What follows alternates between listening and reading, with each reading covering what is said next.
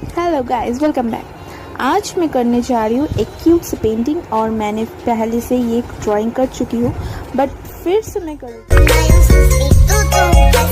देखते रहिए ये सिंपल सी क्यूट सी इतनी क्यूट सी ड्राइंग कैसे मैं करती हूँ in a very simple steps. There is no difficulties on this drawing. Oh really, I really say that.